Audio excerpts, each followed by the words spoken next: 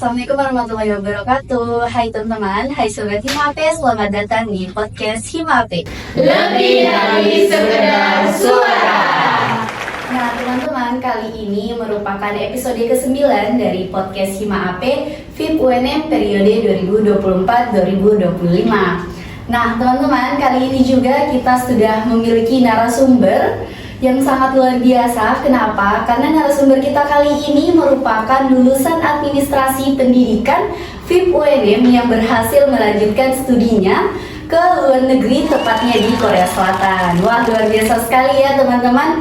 So, langsung saja kita sapa. Hai Kak. Halo, Mungkin bahasa Koreanya hai Kak tadi. Annyeonghaseyo. Sebenarnya kayaknya tahu dia. Annyeonghaseyo gitu. Oke, jadi mungkin juga di sini teman-teman nih Kak pada penasaran, Kakak nih ingin tahu lebih lanjut. Kakak nih lulusan angkatan berapa sih di administrasi pendidikan, dan mungkin ingin tahu lebih dalam Kakak nih siapa gitu. Saya persilakan Kak, mungkin Oke, kenalkan diri. thank you semuanya. Nah, sebelumnya aku mau perkenalan diri dulu kali ya. Iya. Nah, buat teman-teman yang nggak tahu, aku Thalia Anastasia Hutapea, salah satu benar alumni administrasi pendidikan FIP UNM di angkatan tahun 2019. Jadi aku baru lulus di awal 2023 kemarin, dan alhamdulillah tuh alhamdulillahnya ya lulusnya tuh 3 tahun 3 bulan. Jadi alhamdulillah bisa lebih cepat gitu juga, biar bisa ngurus semuanya kali ya. Ya, biasa dipanggil apa nih Kak? Oh, bisa panggil aku Kak Tasya, boleh panggil Kak Thalia, saya jangan panggil sayang ya. Kayaknya. Oke, hai Kak Tasya, Halo. selamat datang di podcast kita. Dan bagaimana nih kabarnya Kak? Apalagi lagi hari-hari kemerdekaan, semangat gak nih Kak buat memberikan inspirasi kepada teman-teman kita semua nih pada hari ini? Semangat 45 ya pastinya. Ini aku udah pakai batik nih, Wah. mewakilkan banget Indonesia merdeka. Buat teman-teman Gen Z juga, semangat buat kita semuanya. Selamat merayakan hari kemerdekaan Iya, 17 betul, Agustus. betul. Kebetulan kita take videonya di 17 Agustus ya Kak, Oke. betul banget. So, Kak, dengan teman-teman di sini tema kita pada hari ini yaitu alumni AP lulus di Korea. Kok bisa? Iya. Jadi Kak, di sini kita akan membahas nih lebih dalam mengenai motivasi pribadi, terus pengalaman pribadi, motivasi, terus saran dan tipsnya nih gimana sih bisa lulus di Korea Kak? So, pertanyaan kita pertama yaitu bagaimana sih Kak Tasya pertama kali tertarik begitu untuk kuliah ke Korea gitu atau ke luar negeri nih? Apa sih yang bikin? Saya udah duga sih pasti pertanyaannya kayak gini, soalnya kan Pasti banyak yang yang namanya tahu ya, Kak. iya benar, yang namanya kuliah ke luar negeri tuh pasti kayak kesannya orang kayak wah kok bisa sih mereka kuliah ke luar negeri kan. Tapi kalau untuk aku sendiri itu aku udah punya mimpi ya, kesannya kayak mimpi atau niat buat kuliah di Korea itu saat masih SMA gitu. Jadi waktu kuliah tuh aku sembari nyiapin semuanya dari segi akademis dan juga CV aku, karena penting banget ya buat apply apapun, mau beasiswa dalam negeri atau luar negeri, CV itu bakal kelihatan banget. Jadi selama S1 tuh aku benar-benar persiapin segala hal. Nah, aku punya mimpi tuh benar-benar kuliah ke luar negeri, tapi awalnya aku tuh lebih mau ke kayak negara-negara Eropa. Siapa sih yang nggak mau kayak kuliah ke negara Eropa, UK, US dan sebagainya. Tapi seiring berjalannya waktu, setelah lulus kan, aku jadi berpikir kenapa nggak coba negara maju lainnya. Asia juga punya banyak negara maju kan, ada Jepang, ada Korea juga. Lagi film-filmnya di Iya Korea. nih, Korea kan. Kebetulan aku juga K-popers, aku juga kayak drama lovers. Jadi nggak ada salahnya juga dicoba kan. Iya, Awalnya nyoba-nyoba, tertarik, ketagihan gitu. Wah, Iya. jadi itu ya jawabannya. Mungkin selanjutnya Kak bisa jelaskan juga secara singkat beasiswa yang Kakak dapat nih apa saja begitu manfaatnya, dan mengenai bagaimana sih itu beasiswa yang Kakak dapat. Oke, jadi ya nih kita udah cerita-cerita tentang beasiswa di Korea. Nah, aku sendiri dapat beasiswa Global Korean Scholarship. Nah, dulu tuh namanya kalau nggak salah KGSP, Korean Global Scholarship Program gitu. Tapi sekarang udah ganti jadi GKS. Nah, GKS ini salah satu beasiswa pemerintah Korea Selatan. Jadi kalau di sini tuh kita namanya Kementerian Pendidikan ya, Kementerian Pendidikan Indonesia. Kalau di sana namanya NIID. Nah, saya dapat 100% beasiswa dari mereka, dan alhamdulillah fully funded. Nah, untuk benefit-benefitnya sendiri, manfaatnya itu yang aku dapat, yang pertama tiket pulang pergi ya pasti. Itu tiket pulang pergi, terus tuition fee ini biaya kuliahnya, terus monthly stipend ini biaya kehidupan, biaya kita hidup gitu selama ada di Korea gitu. Itu dibayarnya per bulan, dan kalau stipend biaya per bulan itu kita dapat 1,3 juta won, which is itu sekitar 14-15 juta per bulan ya. Dan ini wow sih menurut aku. Dan kita juga iya benar, aku juga dapat insurance fee, kayak asuransi kesehatan gitu. Kita dapat akomodasi juga alhamdulillah, dan beberapa masih banyak sih sebenarnya yang banyak banget ya yang diberikan dari beasiswa ini begitu ya Kak? Banget. Iya.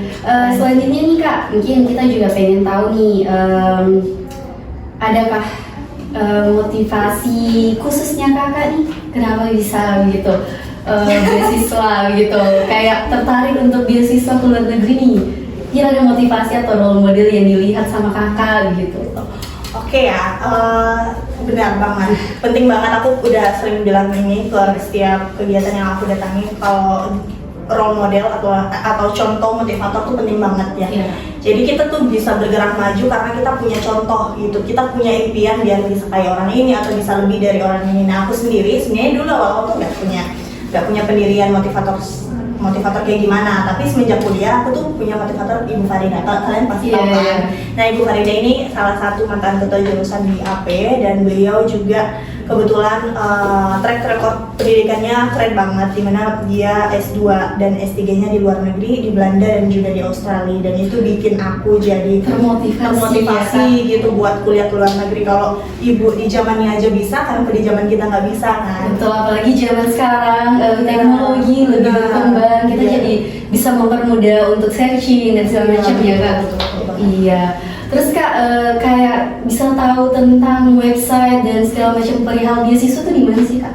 Ya, oke. Apa dari kegiatan apanya begitu Kak? Aku mungkin kamu mention ini toh karena aku mungkin banyak cari di beberapa website gitu, tapi sebenarnya aku tuh dapat informasi ini karena iseng-iseng gitu.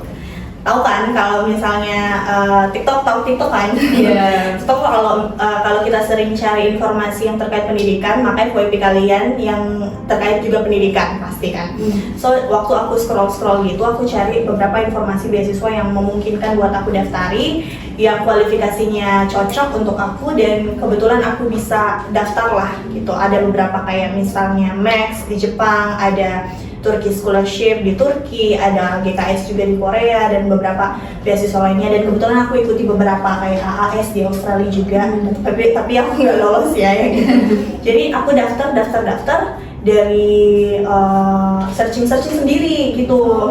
Jadi beneran ya, kalau Gen Z sekarang tuh harus banyak membaca, harus pintar-pintar searching, karena informasi-informasi tuh banyak banget bersebaran di Google, banyak banget bersebaran di sosial media. Tinggal kita pintar-pintarnya aja buat mengelola gitu. Kita punya gadget kan gitu. Jadi aku cuma searching terus tanya-tanya ke warda-warda, manfaatin LinkedIn, Instagram buat searching nama-nama wardanya, nama-nama yang pernah lulus. Terus aku chat, Kak boleh bantu nggak, aku ada tertarik nih buat daftar ke sini gitu, boleh nggak dibantu aku harus mulai dari mana, nyusun-nyusunnya, ada saran nggak buat aku. Nah, selain membangun relasi juga bisa dapat informasi lebih. Nah, oke. Jadi di sini Kak Tasya sudah menjawab ya bahwa kayak ada juga perihal relasi dan segala macamnya.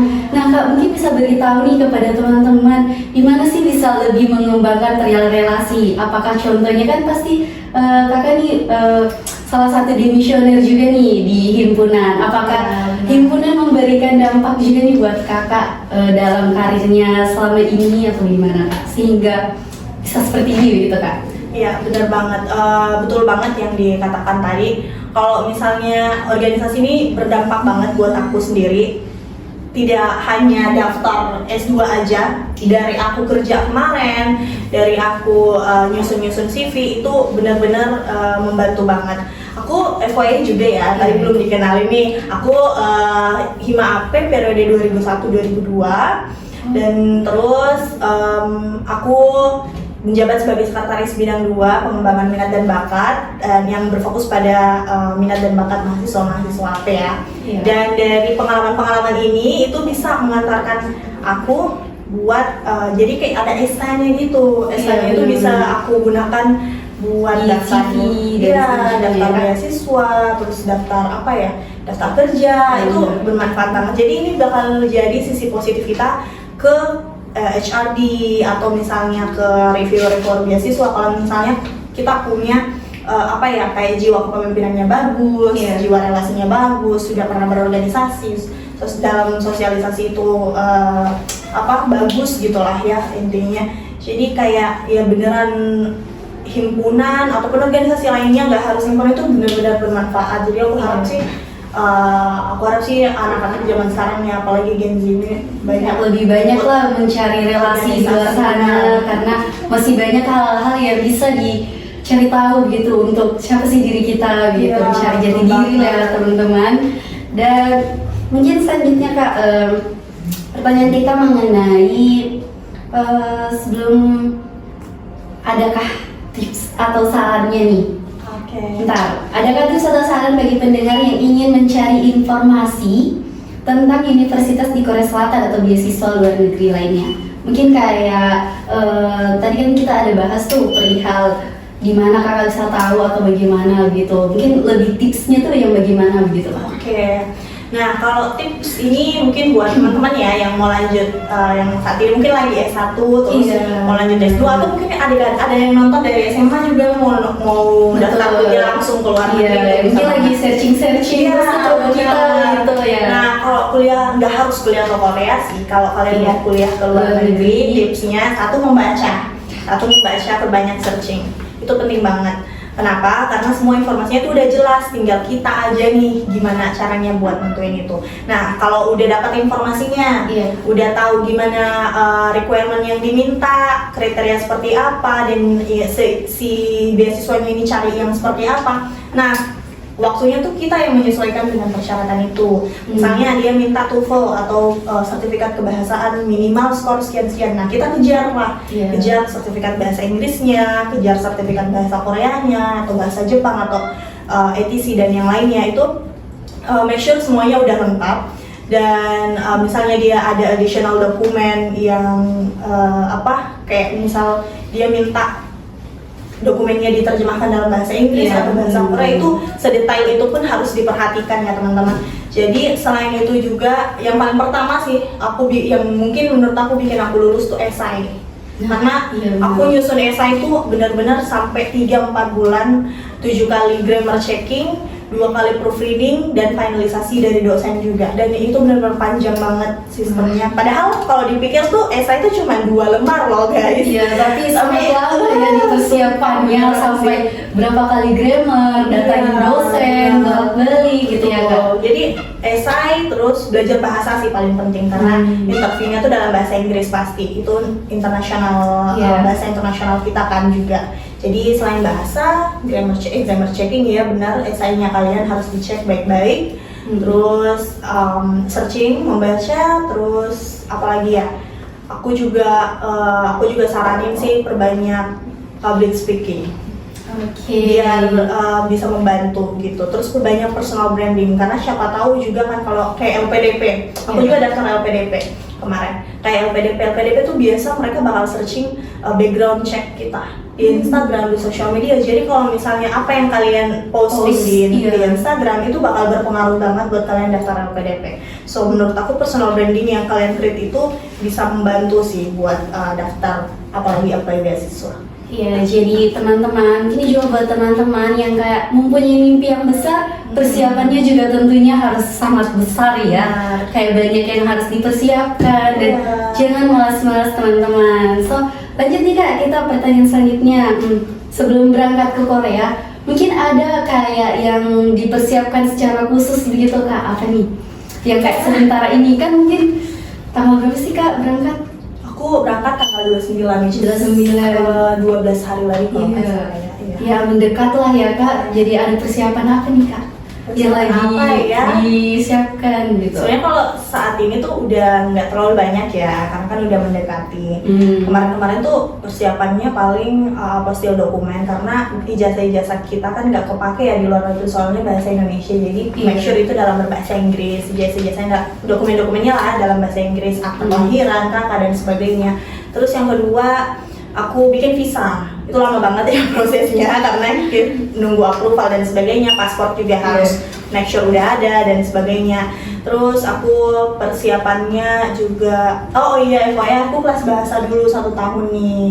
Jadi aku kelas bahasa Korea dulu. Jadi kita bakal diakomodasi juga buat kelas bahasa 1 tahun gratis di sana. Jadi aku persiapan Udah di preparing Iya, banget gitu ya benar. Kak. Jadi aku persiapan ikut kelas online juga dari Indonesia. Jadi biar selain dari kelas dari Korea dapat juga kelas dari Indonesia. Jadi kita juga sendiri investasiin diri kita gitu. Benar. Jadi persiapan khusus yang mungkin harus banget nih dipersiapkan itu adalah bahasa-bahasa. Kalau memang mau ke luar negeri berarti kita juga harus bisa mempersiapkan diri ya Kak. Iya, Jangan betul. itu Harus bisa gitu. menyesuaikan ya. Iya, dengan yang kita tuju seperti Betul. mungkin luar negeri yang dimau begitu, atau Korea gitu contohnya teman-temannya. Oke, selanjutnya nih pertanyaan selanjutnya nih Kak.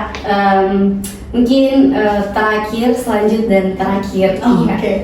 Apa pesan untuk pendengar yang ingin mengikuti jejak Kakak? Mungkin ada pesan-pesan khusus untuk teman-teman di luar sana yang ingin mengikuti mimpi-mimpi besar mereka begitu Kak? Bukan mengikuti kali ya, kayaknya lebih termotivasi Iya, gitu. Jadi boleh, jangan boleh. ngikutin aku, soalnya aku juga banyak kurangnya guys.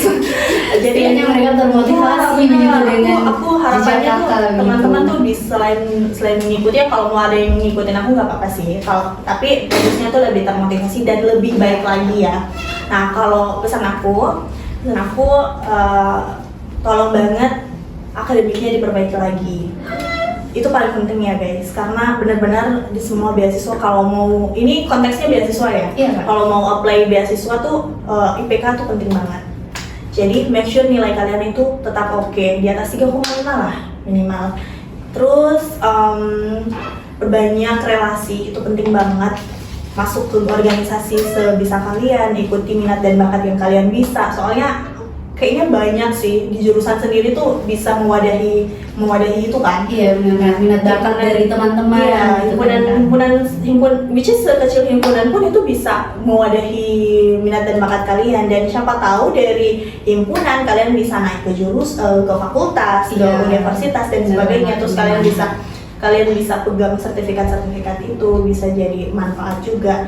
Dan yang paling penting tuh membaca. Terus sekali lagi aku bilang tolong banget perbanyak membaca. Kalau misalnya aku pun sebenarnya nggak suka baca buku, bukan buku secara fisik ya. Jadi aku lebih banyak baca e-book internet gitu. Jadi di internet tuh banyak banget bahan bacaan yang bisa kita baca. Tapi kalau kalian nggak suka membaca yang ada Internet atau apa? yang banyak tulisannya itu, Ah. kalian boleh cari yang ada visualisasinya, misal video. Gitu kan banyak sekali kan sekarang yang ada storytellingnya, ada Iya. juga teksnya di YouTube, itu membantu banget. Jadi itu bisa kalian coba. Terus perbanyak informasi kalau kalian mau kuliah ke luar negeri. Oh ini yang paling penting.